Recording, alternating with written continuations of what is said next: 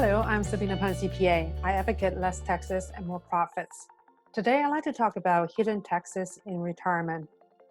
At the risk of sounding like a fearmonger, I do like to share with you that the fact that your taxes in retirement may be a lot more complicated than while you're working. But the rewards are tremendous if you're willing to start early, dedicated time to planning, and ask for assistance. One of the basic concepts in retirement is to be as tax efficient with your income as possible. Many retirees can control their taxable income each year by the amount they work and how much they withdraw from the retirement savings accounts like IRAs and 401k. When your withdrawals drive you into a higher income tax bracket, you would need to decide if you want to minimize the tax rate applied to this range of income. In 2020, income tax rate ranged from 0 to 37% on a federal level, plus a potential 3.8% net investment tax for higher income individuals. Understanding how this progressive tax rate applied to ordinary income creates a tremendous retirement planning opportunity. Here is a case study. You are a single taxpayer with $10,000 in retirement income from a part-time job.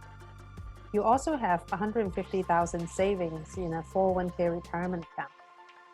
The income range and applicable tax rate for a single taxpayer in 2020 can be planned out as follows.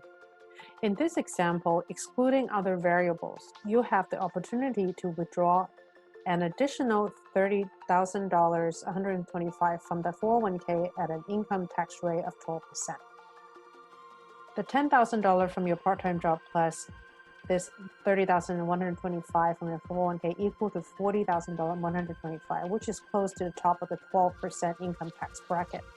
Any additional income you receive above $40,000 will be taxed at 22% or higher.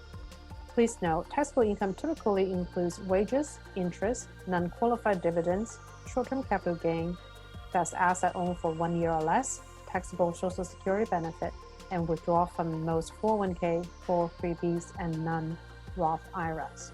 First thing to notice, your Social Security benefit may be taxable. Whether and how much your Social Security benefit is taxed will be determined by combined income. That's your adjusted gross income plus any non-taxable interest plus half your Social Security benefit. If your combined income is below $25,000 and you are single, your benefit won't be taxed. If your combined income is between $25,000 and $34,000, you may pay tax on up to 50% of your benefit. Over $34,000 up to 85% of your benefit may be taxable. With joint filer, the 50% range is $32,000 to $44,000, and the 85% range is over $44,000. The solution is thus, as the tax calculation is fairly complex, I would suggest you use software or a tax advisor to figure out yours. Second thing is required minimum distribution may trigger higher tax. At age 72 and a half, you must begin withdrawing money from most retirement accounts. Required minimum distribution typically are taxed at your regular income tax rate. If you've been a diligent saver, this mandatory distribution could be big enough to push you into a higher tax bracket.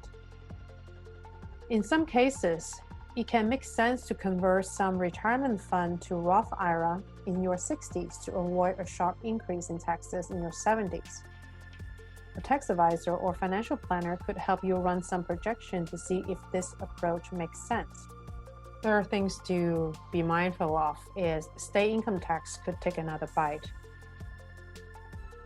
You will pay federal income taxes on most retirement plan withdrawal, but additional state taxes depend on where you live. Tax rates on investment can vary as well. In 13 states, you also could owe state income tax.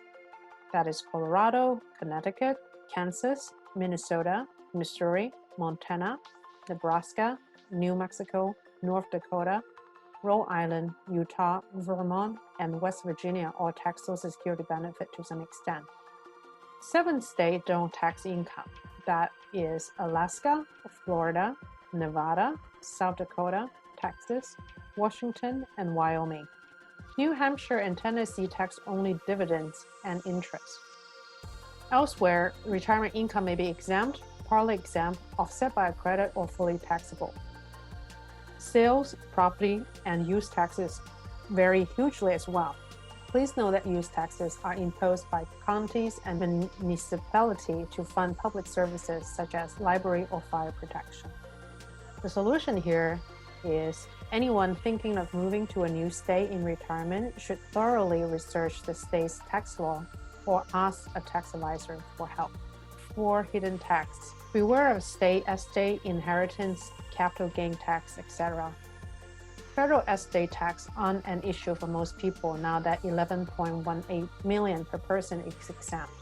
But 12 states and the District of Columbia also levy estate tax.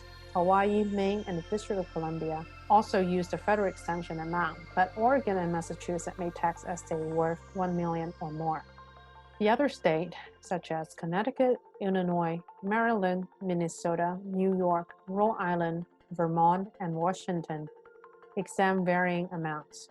Meanwhile, Iowa, Kentucky, Maryland, Nebraska, New Jersey, and Pennsylvania have inheritance tax, which may tax people receiving bequests. The solution is to consult an estate planning attorney if you might be affected, since you may be able to minimize taxes with the right plan. Last tax you should be aware of during retirement is home sales can cause unexpected tax bills.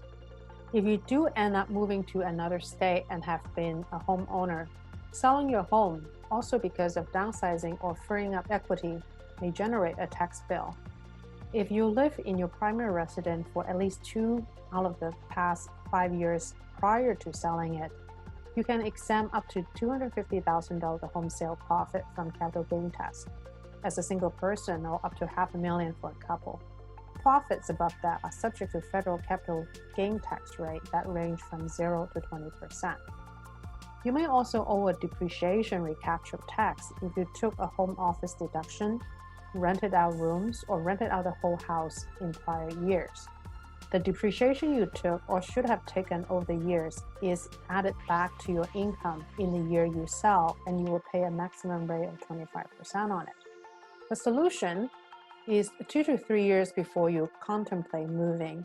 Make sure you take into account how long you have been in the current residence, how much depreciation has been taken, if you have done so on the property that you've taken a depreciation on your taxes before.